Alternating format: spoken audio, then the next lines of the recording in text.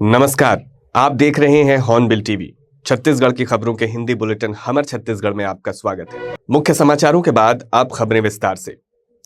Akhil Bharatiya Congress committee द्वारा बिलासपुर में आयोजित प्रेस कॉन्फ्रेंस में कांग्रेस की राष्ट्रीय प्रवक्ता विंग कमांडर अनुमा आचार्य ने केंद्र की मोदी सरकार और प्रदेश की भाजपा सरकार पर तीखा हमला बोला। उन्होंने मनरेगा, नेशनल हेराल्ड प्रकरण और छत्तीसगढ़ सरकार की योजनाओं को लेकर सरकार की नीतियों पर गंभीर सवाल खड़े किए। प्रेस वार्ता में अनुमा आचार्य ने कहा कि महात्मा गांधी राष्ट्रीय ग्रामीण रोजगार गारंटी योजना केवल एक सरकारी योजना नहीं बल्कि ग्रामीण भारत की जीवन रेखा रही है। उन्होंने आरोप लगाया कि केंद्र सरकार ने इस योजना को कमजोर करने का काम किया है। नेशनल हेराल्ड मामले को लेकर अनुमा आचार्य ने इसे पूरी तरह राजनीतिक प्रतिशोध बताया। उन्होंने कहा कि पिछले 12-13 वर्षों तक सीबीआई और ईडी खुद मानती रही कि न कोई वित्तीय लेन देन हुआ और न ही किसी संपत्ति का ट्रांसफर। उन्होंने छत्तीसगढ़ सरकार पर भी निशाना साधते हुए कहा कि कांग्रेस सरकार की बिजली बिल हाफ योजना पर प्रहार किया गया है। महतारी वंदन योजना की स्थिति खराब है और आदिवासियों के अधिकार लगातार छीने जा रहे हैं। 16 दिसंबर को एक राउज एवेन्यू कोर्ट का निर्णय आया है और उन्होंने जो नेशनल हेराल्ड केस के मामले में उन्होंने ये कहा है कि ये तो एफआईआर दर्ज करने के लायक केस भी नहीं है, कोई केस ही नहीं बनता। पर इसी केस के कारण 11 साल तक लगातार हर चुनाव में बीजेपी ने जो नैरेटिव बनाया है, अब उसके खिलाफ ये सारे सबूत आ गए हैं कि उन्होंने सिर्फ ये उनके सम्मान को धक्का लगाने के लिए किया था और नेशनल हेराल्ड नाम का कोई केस है ही नहीं, हो ही नहीं सकता। नेशनल हेराल्ड वो अखबार है जो हमारे स्वतंत्रता संग्राम की एक धरोहर है। संविधान में स्वतंत्रता संग्राम की सभी धरोहरों को संरक्षित करना है। कांग्रेस पार्टी ने, चूंकि इस न्यूज़पेपर की शुरुआत कांग्रेस पार्टी के समय से हुई थी, इसे कई स्वतंत्रता सेनानियों ने अपने पैसे खर्च करके इसको खड़ा किया था। ये न्यूज़पेपर घाटे में था और उसको कांग्रेस पार्टी ने एक नई कंपनी को खड़ा करके, जो कि सेक्शन 25 के तहत बनाई गई थी, जो कि एक नॉन प्रॉफिट ऑर्गेनाइजेशन थी, उसके तहत उसके डेट को इक्विटी में बदलने की कोशिश की थी। लेकिन भारतीय जनता पार्टी ने उस पर पीएमएलए का केस लगाया था। सारा कुछ अब साफ हो गया है। भारतीय जनता पार्टी के इस नैरेटिववादी रवैये पर यह करारा तमाचा है। न्याय हुआ है, लोकतंत्र में सत्य की जीत हुई है। उसमें देर जरूर लगी है लेकिन सच ही जीता है। इसी मुद्दे को लेकर जिला कांग्रेस कमेटी रायगढ़ द्वारा भी गांधी प्रतिमा के पास एक दिवसीय धरना प्रदर्शन किया गया। ये प्रदर्शन केंद्र सरकार द्वारा महात्मा गांधी के नाम से जुड़ी मनरेगा योजना का नाम बदलने के विरोध में आयोजित किया गया। कांग्रेस नेताओं ने आरोप लगाया कि राष्ट्रपिता का नाम हटाकर रोजगार गारंटी योजना को कमजोर करने की साजिश की जा रही है। कांग्रेस का कहना है कि केंद्र सरकार ने मनरेगा का नाम बदलकर विकसित भारत गारंटी फॉर रोजगार एंड आजीविका मिशन करने संबंधी बिल लोकसभा में पेश किया है, जिसका पार्टी कड़ा विरोध कर रही है। इसे राष्ट्रपिता महात्मा गांधी का अपमान बताया जा रहा है।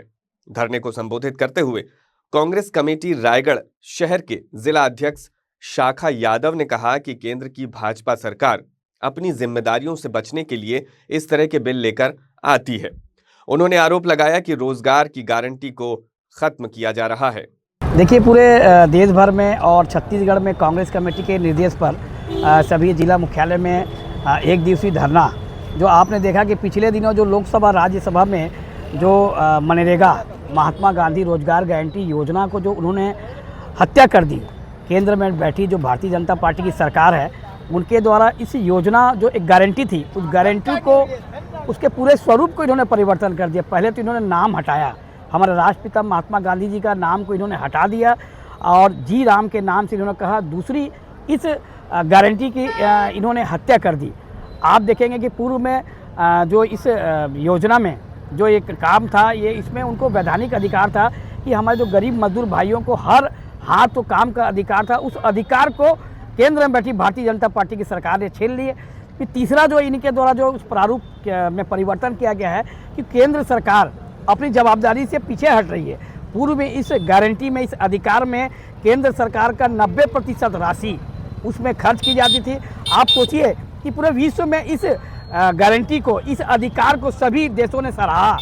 आप सोच सकते हैं कि कोरोना काल में भी इस अधिकार के तहत कई हमारे जो मजदूर भाई हैं, आपको बता दूं कि लगभग पिछले वर्ष तक के जो आंकड़े हैं कि लगभग 13 करोड़ मजदूर भाइयों का इस गारंटी, इस अधिकार से लाभ मिला। आप सोचिए कि अभी किसी प्रकार का अधिकार नहीं रह जाएगा, यानी कोई भी मजदूर भाई अगर उनको काम चाहिए तो उनको काम नहीं मिलेगा। राज्य सरकार का 40% और केंद्र सरकार का 60%। आप सोचिए, मान लो कोई गरीब प्रदेश है तो वो बजट ही इसमें नहीं रखेगा तो इस गारंटी के तहत काम कहाँ मिलेगा। तो मेरा मानना है कि भारतीय जनता पार्टी एक साजिश के तहत, आपने देखा कि पूर्व में जो किसान विरोधी जो काले कानून, 3 काले कानून को उन्होंने, जब किसान भाइयों को भरपूर विरोध हुआ तो उन्होंने बैकफुट में आकर उस नियम को वापस लिया। उसी प्रकार मेरा मानना है कि पूरे देश भर में गरीब मजदूर भाई इसका पुरजोर विरोध करेंगे और कांग्रेस पार्टी उनका कंधे से कंधा मिलाकर पुरजोर विरोध करेंगे।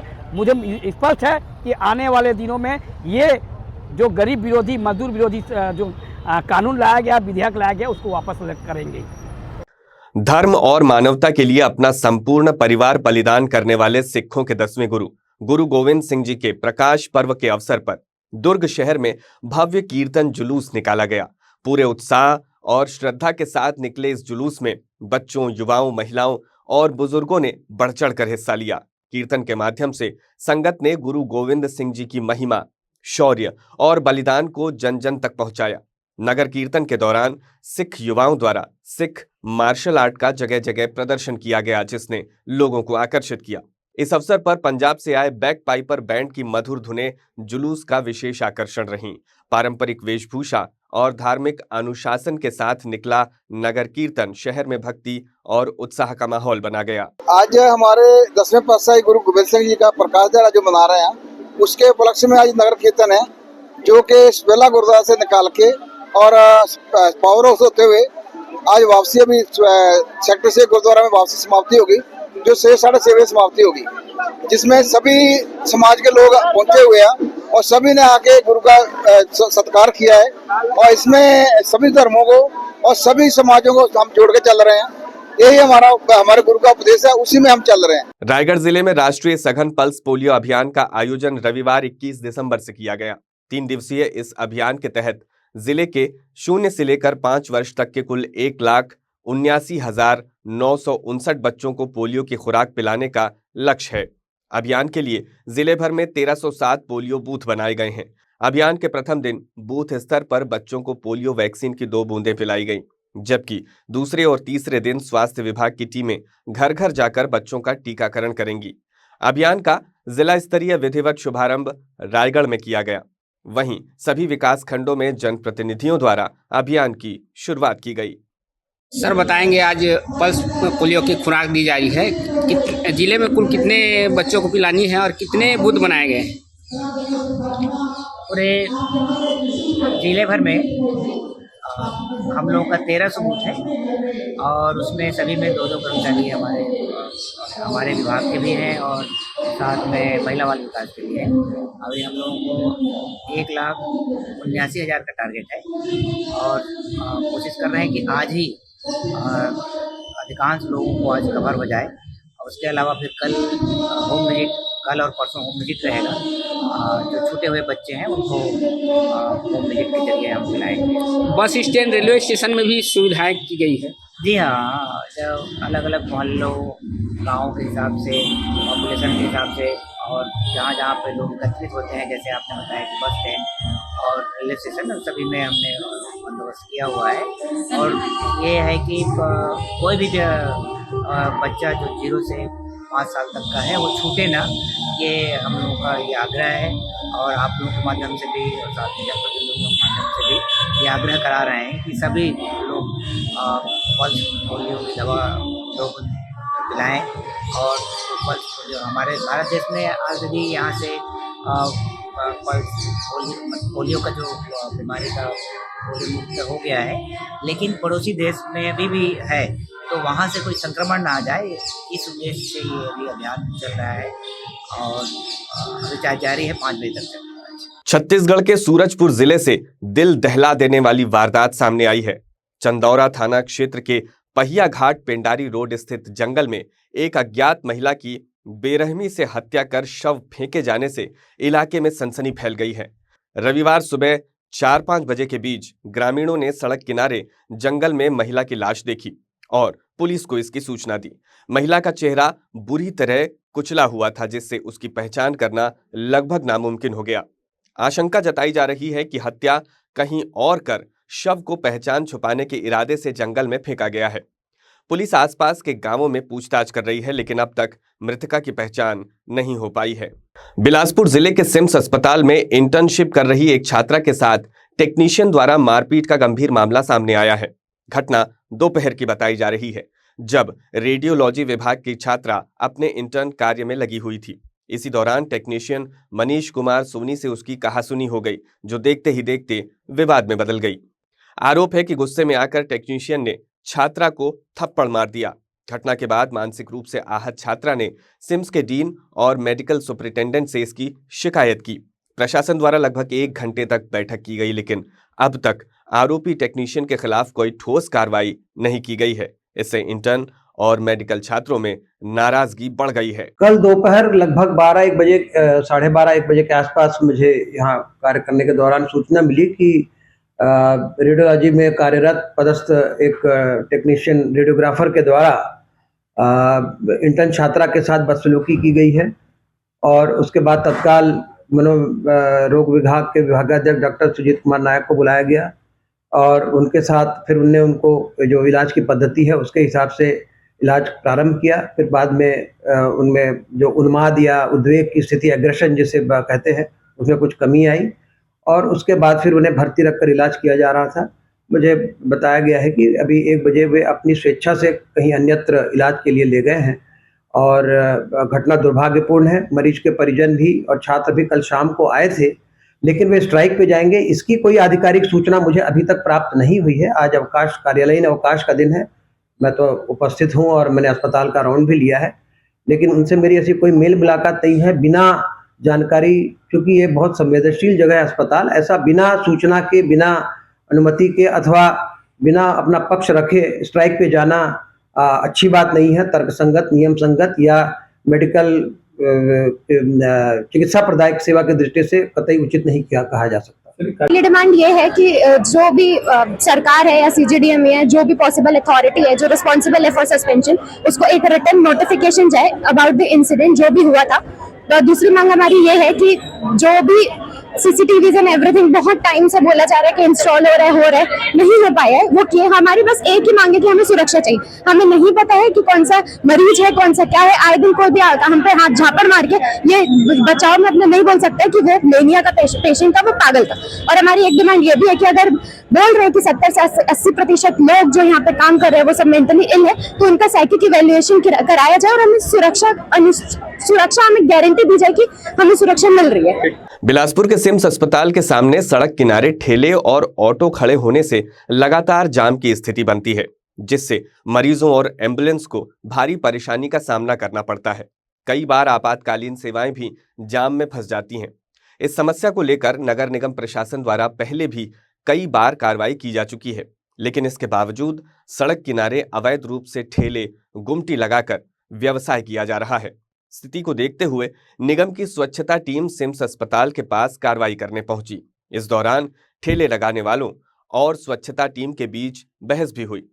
ठेले वालों का कहना था कि खाने पीने का सामान बेचकर वे अपने परिवार का पालन पोषण करते हैं, जबकि निगम बार बार उन्हें वहां से हटा देता है। वहीं स्वच्छता टीम ने बताया कि ठेले लगाने के लिए रिवर व्यू रोड पर वैकल्पिक व्यवस्था की गई है। इसके बावजूद लोग सिम्स अस्पताल के सामने ठेले लगा रहे हैं, जिससे आवागमन बाधित हो रहा है। निगम अधिकारियों के निर्देश पर ठेले लगाने वालों और सड़क किनारे ऑटो खड़े करने वालों पर चालानी कार्रवाई की जा रही है। आयुक्त साहब के आदेश अनुसार सिम्स के आसपास कोई भी ठेला टप्पर नहीं होना चाहिए। मैंने कल आकर पूरी टीम के साथ में इनको सूचना भी दिया कि कल अगर लगाओगे तो ठेला जब्ती होगा, रसीद भी कटेगा, तो भी नहीं माने लोग। मैंने हल्के में ले लिया हम लोग को, ये इनको जगह दिया गया है वो साइड में। यहाँ सिम्स के पास में पेशेंट निकलता है, भीड़ लगता है, एम्बुलेंस जा नहीं पा रही चक्कर में, पेशेंट मर जाता है पहुँचते हॉस्पिटल। तो गलती नहीं की है ना कि नहीं, बताइए मेरे को। आप गरीब समझ के क्या छोड़ दो, बोलिए आप। कि जैसे आप यहाँ जाएंगे फिर लगा देंगे, कल फिर करेगा, कल जब्ती होगा, जब्ती कर उठा के लेके जाएंगे, हम जब्ती कर लेंगे कल। दुर्ग जिले के खिलाड़ियों ने राष्ट्रीय स्तर पर शानदार प्रदर्शन कर जिले का नाम रोशन किया है। All India open national karate championship 2025 में Abhishek martial art and sports academy के खिलाड़ियों ने रिकॉर्ड 125 पदक जीतकर नया कीर्तिमान स्थापित किया है। एकेडमी के 86 खिलाड़ियों ने कुल 27 स्वर्ण, 39 रजत और 59 कांस्य पदक अपने नाम किए हैं, जो पिछले वर्ष के 70 से अधिक मेडल के रिकॉर्ड से कहीं बेहतर है। ये राष्ट्रीय प्रतियोगिता 6 और 7 दिसंबर को महिला महाविद्यालय सेक्टर 9 भिलाई में आयोजित हुई थी, जिसमें उड़ीसा, मध्य प्रदेश, महाराष्ट्र, हरियाणा, झारखंड और छत्तीसगढ़ से 823 खिलाड़ी, 57 कोच और 43 अधिकारी शामिल हुए थे। पढ़ाई के साथ खेल भी जरूरी है और ये मार्शल आर्ट एक ऐसा खेल है जो खेल के साथ साथ आत्मरक्षा की भी, और ऐसे खेल जो समय आने पे अपनी सुरक्षा प्रदान होता है। और आज के समय में पेरेंट्स भी, अभिभावक भी पढ़ाई के साथ साथ खेल को भी महत्व देते हैं। जो अभिषेक टंडन जी और उनके ग्रुप यहाँ जो बच्चों को खिलाते हैं, उन्होंने एक मैट की मांग की है। आने वाले समय में बहुत जल्द उनको एक मैट हम देंगे। अगर बच्चे इस प्रकार के खेल खेल रहे हैं तो सरकार का भी दायित्व बनता है उनको प्रोत्साहन करना, उनको सहयोग करना और एक मांग रखे छोटा सा, मांग को जरूर पूरा। भिलाई स्टील प्लांट प्रबंधन के फैसलों के खिलाफ भिलाई विधायक देवेंद्र यादव गांधीवादी सत्याग्रह तीसरे दिन भी जारी रखे हुए हैं। विधायक देवेंद्र यादव का कहना है कि जब तक शासन और बीएसपी प्रबंधन मजदूरों व कर्मचारियों की समस्याओं पर बातचीत के लिए आगे नहीं आता, तब तक उनका अनशन जारी रहेगा। इस आंदोलन में रिटेंशन स्कीम, न्यूनतम वेतन, टाउनशिप लीज, सेक्टर 9 अस्पताल के निजीकरण और ठेका श्रमिकों से जुड़े मुद्दे प्रमुख रूप से उठाए जा रहे हैं। देवेंद्र यादव ने आरोप लगाया कि बीएसपी प्रबंधन के फैसलों से कर्मचारियों और उनके परिवारों पर प्रतिकूल असर पड़ रहा है। आंदोलन को व्यापक समर्थन मिलता दिख रहा है। अब तक 10,000 से अधिक लोगों ने सत्याग्रह के समर्थन में सहभागिता की है। देखिए, ऐसा है, 2 दिवस हो गए, बीएसपी प्रबंधन, जिला प्रशासन से एक भी व्यक्ति आया नहीं पूछने, मांगों पे चर्चा करने, बातचीत करने। इससे साफ दिखता है कि प्रबंधन और प्रशासन जो जनता की मांगे हैं, भिलाई की बसाहट है, उसको खत्म करना चाहती है, इसलिए वो चर्चा नहीं करना चाहती है। और हम चाहते हैं चर्चा, हम चाहते हैं संवाद। प्रबंधन से हम बार बार अपील कर रहे हैं, प्रशासन से बार बार अपील कर रहे हैं कि आप चर्चा कीजिए और इसका निर्णय निकालिए, इस पर अग्रसर होइए, मध्य मार्ग निकालिए। लेकिन ये एक तरफा चल रहे हैं। इसलिए 2 दिवस के उपवास के बाद आज हम लोगों को, चूंकि प्रशासन उदारता नहीं दिखा रहा है, तो हम लोगों को उदार बनना पड़ रहा है। हम एक दिन और दे रहे हैं उनको चर्चा के लिए कि वो आए और हमसे चर्चा करें और आगे की रूपरेखा बताएं। अगर प्रशासन चर्चा नहीं करेगा तो हम झुकने वाले नहीं हैं, हम उनका इंतजार करेंगे पूरी उदारता से। क्या लग रहा है, क्यों नहीं मान रहे हो? देखिए, मानने की बात तो बात की है, सबसे पहली बात है बातचीत की। अभी तो बातचीत ही नहीं करना चाह रहे हैं वो भाई। मैं डीआईसी साहब के पास गया, मैंने कहा कि सारे इश्यूज को उनसे चर्चा की। इसके बाद हमने उनसे अनुरोध किया कि हमारे डेलीगेशंस को आप मिलवा दीजिए, मिल लीजिए। तो उन्होंने कह दिया कि हम इनके साथ नहीं मिलेंगे, उनके साथ नहीं मिलेंगे। तो हम अनशन में आ गए। लेकिन अभी तक कोई भी जिम्मेदार आदमी बातचीत करने नहीं आया। अगर बातचीत नहीं करेंगे तो हल कैसे निकलेगा? हमारा मीडिया के माध्यम से भी यही अपील है प्रबंधन से, प्रशासन से, कि हम लोग बातचीत करना चाहते हैं। आप बातचीत करिए ताकि हम एक निष्कर्ष की ओर निकल सके। मैं इस बात को भी समझता हूं कि कोई भी फैसला 5 मिनट में नहीं होता, लेकिन बातचीत ना करने से ये साफ दिखता है कि आपकी मंशा खराब है। आप भिलाई को उजाड़ना चाहते हो, आप भिलाई को खत्म करना चाहते हो, आप भिलाई की बसाहट को मिटाना चाहते हो। हम भिलाई की संस्कृति को नहीं मिटने देंगे, भिलाई की बसाहट को नहीं मिटने देंगे, और उसके लिए जो संघर्ष हमें करना पड़ेगा हम करके दिखाएंगे। हम पीछे नहीं हटेंगे। भिलाई हमारी जान है, भिलाई हमारी आत्मा है, भिलाई हमारी माँ है, भिलाई हमारा परिवार है, और इस परिवार की सुरक्षा हमारी जिम्मेदारी है। किसका दबाव लग रहा है प्रबंधन? मैंने अपनी बात कह दी, धन्यवाद।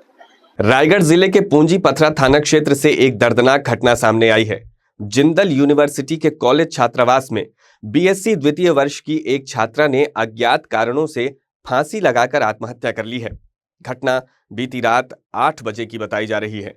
मृतका की पहचान प्रिंसी कुमारी के रूप में हुई है, जो मूल रूप से जमशेदपुर की रहने वाली थी। वो जिंदल यूनिवर्सिटी के हॉस्टल में रहकर पढ़ाई कर रही थी। प्रारंभिक जांच में सामने आया है कि प्रिंसी को फर्स्ट ईयर बैक की परीक्षा देनी थी और पढ़ाई के दबाव व मानसिक तनाव के चलते उसने ये कदम उठाया है। पुलिस ने मौके से सुसाइड नोट भी जब्त किया है। फॉरेंसिक की टीम और महिला पुलिस की मदद से आगे की जांच जारी है। दिनांक 20/12 को थाना पूंजीपत्रा में रात्रि में सूचना आई थी कि ओपी जिंदल यूनिवर्सिटी की बीटेक सेकेंड ईयर की स्टूडेंट हॉस्टल में अपने कमरे में फांसी लगा के आत्महत्या कर ली है और कमरे का दरवाज़ा अंदर से बंद है। सूचना पर मर्ग कायम कर जांच पे लिया गया था। घटना की सूचना मृतक के परिजनों को रात्रि में दे दी गई थी। परिजनों के उपस्थित आने पर का क्षेत्राधिकार के कार्यपालिक दंडाधिकारी एफएसएल के अधिकारियों की उपस्थिति में मृतिका के शव का पंचनामा किया गया है। मृतिका के कमरे के तलाशी में एक सुसाइडल नोट उनकी हस्तलिपि में मिला है, जिसमें उन्होंने लिखा है कि माता पिता से माफ़ी मांगते हुए कि मैं आप लोग के सोच के अनुरूप पढ़ाई नहीं कर पा रही हूँ, आप लोगों का मेरे ऊपर बहुत ज़्यादा खर्चा हो गया है, मुझे माफ़ करें। मृतिका के शव का पीएम कराकर शव परिजनों को सुपुर्द किया जा चुका है। सुसाइडल नोट में आए तथ्यों को मर्ग जांच में शामिल कर जांच किया जा रहा है। पीएम रिपोर्ट और जैसे साक्ष्य आएंगे उसके अनुसार प्रकरण में मर्ग में अग्रिम कार्रवाई की जाएगी। आज के बुलेटिन में बस इतना ही। मुझे दीजिए इजाजत। देखते रहिए हॉर्नबिल टीवी।